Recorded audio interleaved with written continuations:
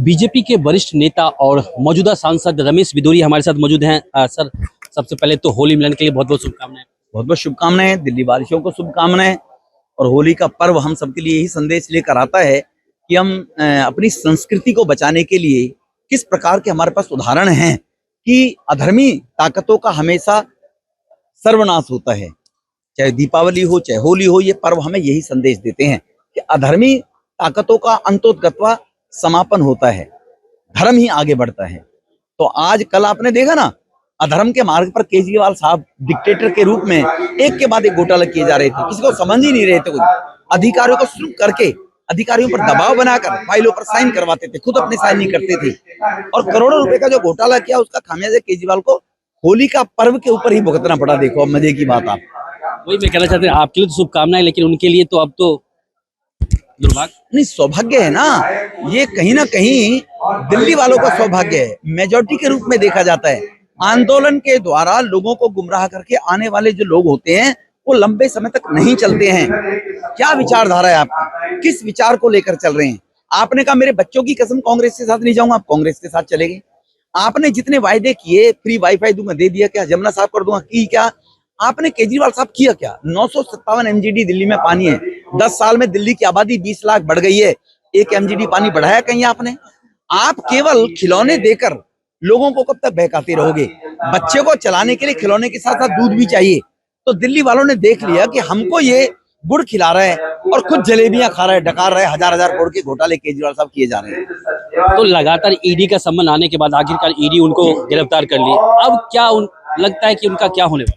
देखो, ये तो ईडी बताएगी क्या होने वाला है, ये हमारा विषय ही नहीं है। जो एंटी करप्शन संस्थाएं हैं, वो संस्था अपना काम कर रही हैं और वो इंडिपेंडेंट, उनको छूट अभी तक नहीं मिली थी। मोदी साहब के आने से पहले इनको तोता बनाकर रखा जाता था। मोदी साहब ने सबको फ्रीडम दिया हुआ है। कोई कहीं भी होगा जिस पर करप्शन के आरोप है।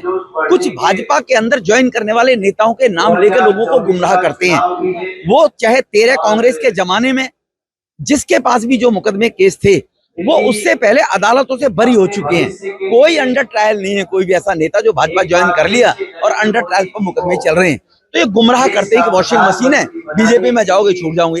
केजरीवाल को कहोगे भाजपा ज्वाइन कर ले और केजरीवाल पर ये छोड़ देंगे। केजरीवाल को किसने कहा भाजपा ज्वाइन कर लो? आप कभी नहीं कहा। और केजरीवाल जैसे लोग हमारे विचार के साथ चल ही नहीं सकते। हम सांसद, विधायक, मंत्री, मुख्यमंत्री बनने नहीं आए हैं, हम राष्ट्र के निर्माण के लिए काम कर रहे हैं। केजरीवाल साहब मुख्यमंत्री बनने आए हैं, इनके साथ लगने वाले लोग एमएलए, मंत्री, पार्षद बनने आए हैं। ये अंतर है दोनों के अंदर, ये अंतर है। सर, कल तक कांग्रेस अलग थी, लेकिन अब गठबंधन, इंडिया गठबंधन बनने के बाद साथ है, तो अब कहीं ना कहीं कांग्रेस पे भी तो इनका असर नहीं पड़ा। देखो, कांग्रेस को ही इन्होंने सबसे पहले चोर बताया। 300 पन्ने का मेरे पास सबूत है। वो सबूत जो शीला को अंदर करने वाले थे, अब वो सबूत केजरीवाल को बचाने के वक्त भी काम नहीं आए। हाई कोर्ट में कल खूब चिल्लाते रहे, लोअर कोर्टों में चिल्लाते रहे, आज सुप्रीम कोर्ट भी जा रहे हैं। तो भाई वो शीला दीक्षित के जो सबूत हैं वो दिखाइए ना, कि शीला दीक्षित ने घोटाले किए थे, 300 पन्ने के सबूत हैं। अब दिखाएं वो केजरीवाल साहब कि देखो शीला के सबूत मेरे पास हैं।